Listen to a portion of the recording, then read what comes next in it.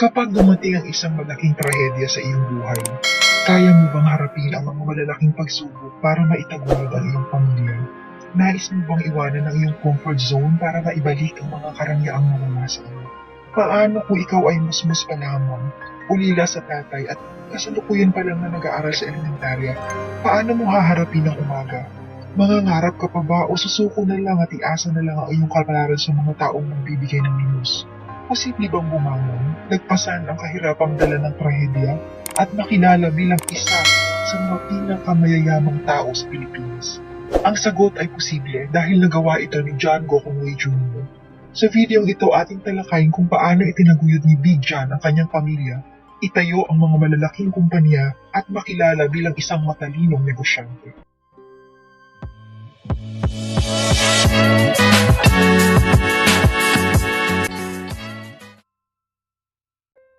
Si John Robinson Lim Gokongwei Jr. ay ipinanganak noong August 11, 1926 sa Guangzhou, Xiamen, Fujian, China. Ang kanyang tatay isang Filipino-Chinese businessman sa Cebu. Kilala ang kanyang pamilya bilang isa sa mga mayayaman sa Cebu. Siya ang panganay sa 6 na magkakapatid. Siya ay nag-aral sa San Carlos University na hatid sundo ng kotse. Nakakapasok din siya ng libre kasama ang kanyang mga kaibigan sa Vision, ang pinakamalaking sinihan sa Cebu na pag-aari ng kanyang tatay. Nang siya ay 13 anyos, namatay ang kanilang tatay dahil sa typhoid. Ang mga properties na napundan ng kanyang tatay ay nawala para mabayaran ang lahat ng pagkakautang. Naiwan sa kanya ang tungkuling alagaan ang kanilang pamilya. Ang kanilang bunsong si James ay siyang nagbuwan pa lamang sa panahong iyon. Napilitang bumalik sa China ang kanyang nanay kasama ang kanyang mga kapatid dahil mas mura ang cost of living noon. Naiwan siya sa pangangalaga niyang kanyang titong si Manuel Buchanan. Paglipas ng 2 taon, sumiklab ang World War II. Sinubukan niyang magtinda ng inihaw na mani sa ibang bahay nila. Hindi kalakihan ang kita kaya naisip niya na magtayo ng isang maliit na pwesto sa palengke na malayo sa syudad. Gumigising siya ng alas 5 ng umaga. Inihahanda ang kanyang mga panindang sabon, kandila at sinulid at maglalakbay ng 1.5 oras gamit ang kanyang bisikleta papuntang palengke araw-araw. Inuupahan niya ang kanyang pwesto ng 1 piso bawat araw. Nagtitinda siya maghapon. Siya ang pinakabatang tindero. Nakakapagbenta siya ng halagang 20 pesos araw-araw. Noong panahong iyon, ang kanyang kinikita ay sapat na para bumuhay ng pamilya at makaipon ng kapital. Sa pagitan ng 1943 at 1945, siya ay naging trader.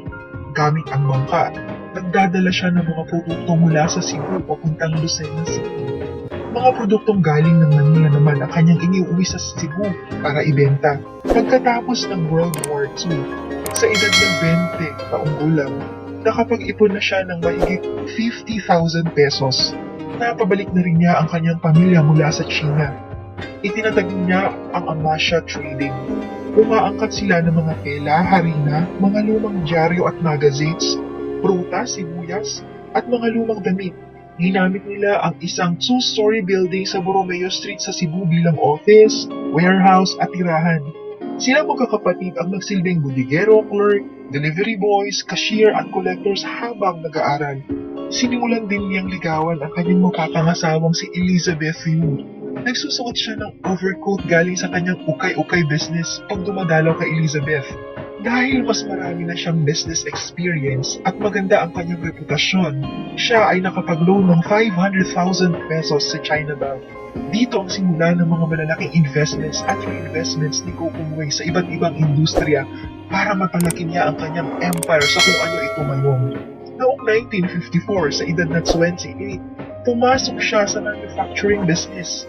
Itinatag niya ang Universal Corn Products sa Pasig. Cornstarch ang pangunahing produkto ng bagong kumpanya. Noong 1959, itinatag ang Consolidated Foods Corporation or CFC upang gumawa ng mga branded consumer foods. Isa sa mga produkto ng CFC ay ang Blend 45, nakakumpetensya ng Nescafe ng Nestle. Lalong pinalawig ang operasyon ng business simula sa taong 1966. Itinatag ang Universal Robina Corporation or URC. Ang Jack and Jill products gaya ng Chippy, potato chips at cheese curls ay inilunsad.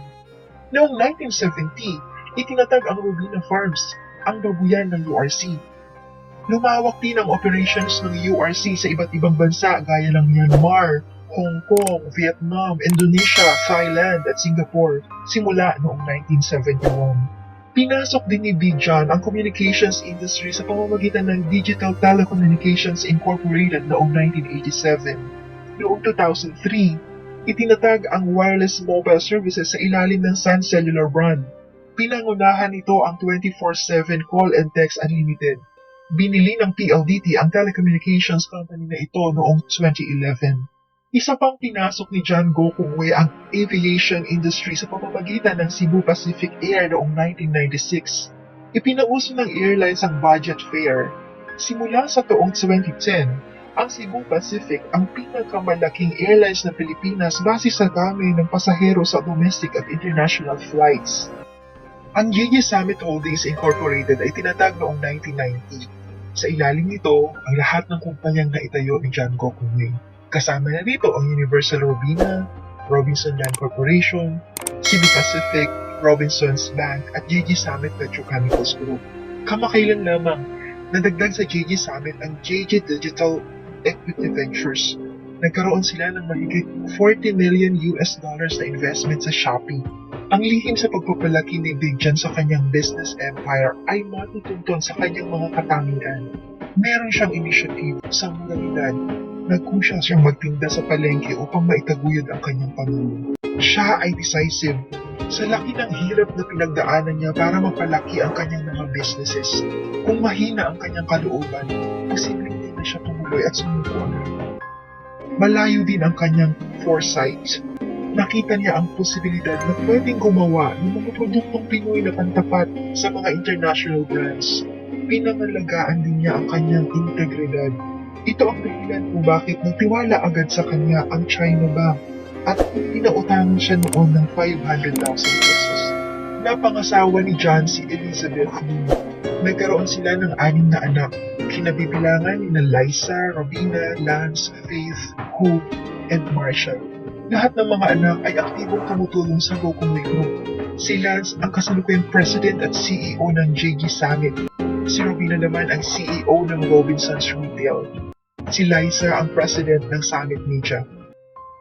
Ibinahagi ng kanyang anak na si Lance sa librong Lessons from Dad ang mga life lessons na nakuha niya kay Big John. Ilan sa mga lessons ay ang pagiging masipag, ang payo at babala ni Big John. Work hard. If you don't work, you don't eat. Ang mga pagkakapatid ay walang natatanggap na regalo sa kanilang birthdays at Christmas. Nagtatrabaho sila para sila magkaroon ng pera. The dinner table is a place for ideas. Ang pagkain ng sama-sama ay sinasamantala ng pamilya upang magkaroon ng malusog na talakayan at makapagpalabas ng mga ideas na makapagpalago sa kanilang mga business. Ask for advice. Hinihikayat sila na patuloy na matuto at gamitin ang ideas mula sa kanilang mga kasamahang tao kahit sila pa ang boss. Naniniwala din si Big John na women are just as smart and as strong as men are. Maybe even more. Kita niya na kayang tapatan o higdan pa ng mga babae ang mga trabaho ng lalaki. Nararapat lamang na pagkalooban sila ng parehas na opportunities. Live simply but spend on experiences. Bagaman mayaman, hindi sila manluho. Hindi sila gumagastos sa mga designer clothes o magagarang sasakyan.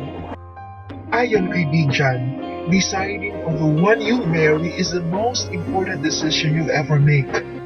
Ang challenge ay ang paghahanap ng mapapangasawa na may kaparehas na paniniwala at prinsipal sa pagpapalaki ng mga anak at iba pang aspeto ng buhay.